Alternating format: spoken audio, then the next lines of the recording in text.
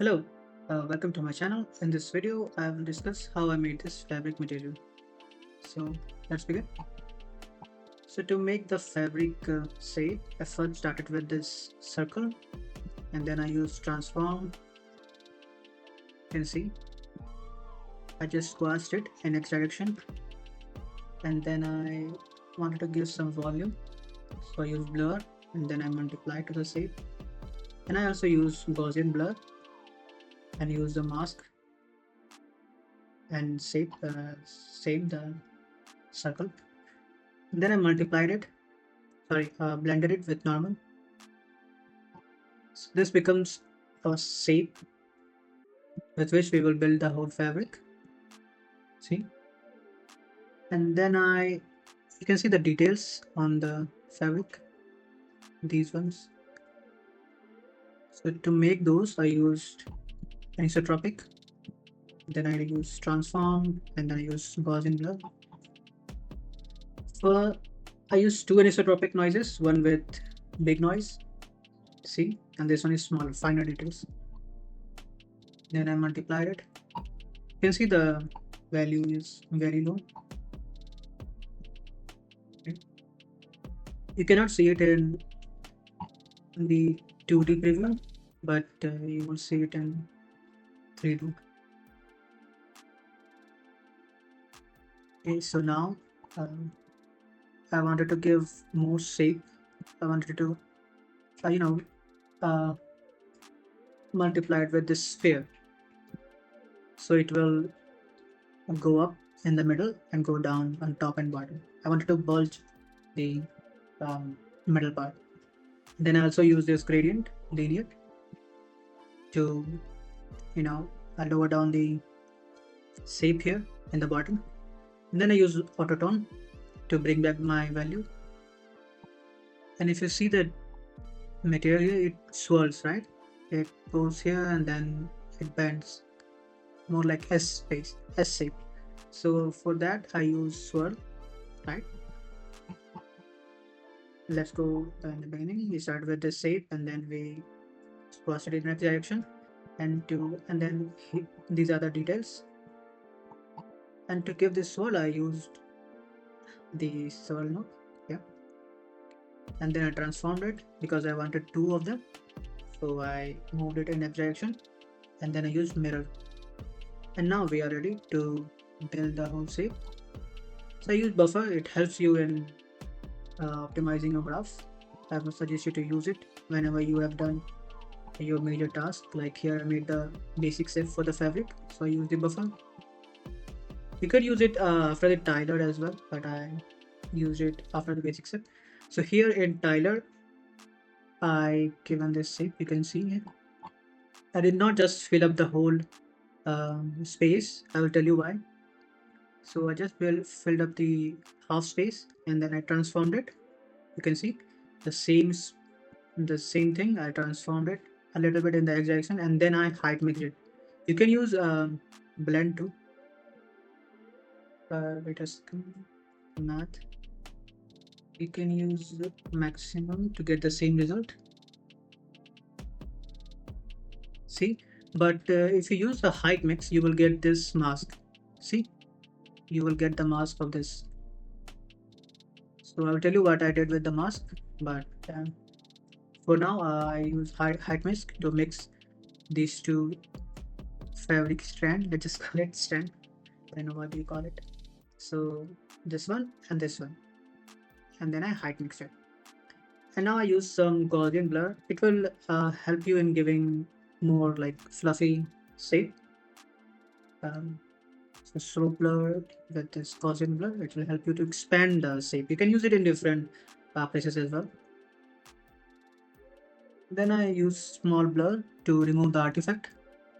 So here our height is done, right? I blurred it and so the height is done now. But if you look at more closer, you will see some small details, right? These are the very smaller fabric. So I just use the scratched for that. You can use two layers, one really small and second one slightly bigger, and then I actually scaled it, see, because I wanted the small fabric to be even smaller, so I scaled it by 0.5. Okay, sorry, there's one mistake. Let me correct. And of course, put it on repeat. If you leave it on clamp, this will look like this. So change it to repeat, and then upload it. And in the end, I have mixed it with the normal. It is not in the height, so this shape that you're seeing, this one I did not edit it in the height, but on the normal. You can see I converted it to the normal, and here is the normal of our main shape, and then I just overlaid it with very small value. You can see even if you make it slightly higher, it will wave too much on the nose. See, it's very high, so keep it very low. Oh, we are on 0.75 maybe. So if you want, you can add it in the height itself, but I just wanted to use it in the normal and not in the height. That is also efficient in my opinion. That will make your graph less bulky. Yeah, before like this even smaller fabric, before adding it in the normal, I just use some directional warp with the main set so that it follows the main set. You can see I use this blur, which was our height, final height. So I use this here to give strength. If you warp it with the main height, then the small fabric will follow it. You cannot see it properly here, but let me increase the strength. You see, this is following. Maybe it is not very much visible in this example, but you will see it if you do it by yourself in maybe some other materials. So let's go to the color. So main was the height and the normal. The rest is just easy. So for base color, I use the height here, and I made this to curvature node. Let me do deep preview. Curvature 2 is really good for giving stylized look, and this curvature 1 is good for giving this, can you see this what you call it, the convex part. So you can mix those two to get something in between. And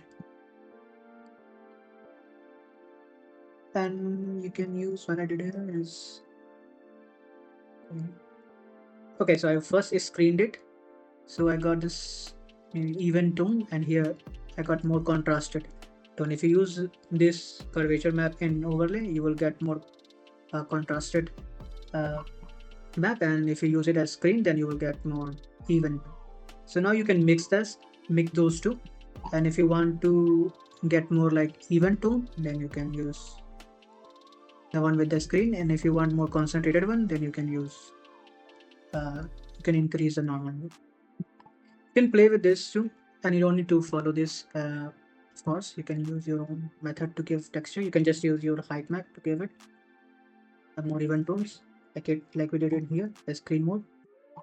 Anyways, and then I use autotone, and I will strongly advise you to use autotone before you do the colorize, because if you don't use it, then maybe your map does not have the black part, so you will just be playing with the white part, and it will not give you the full uh, value, so that you won't be able to play with the colorize node well.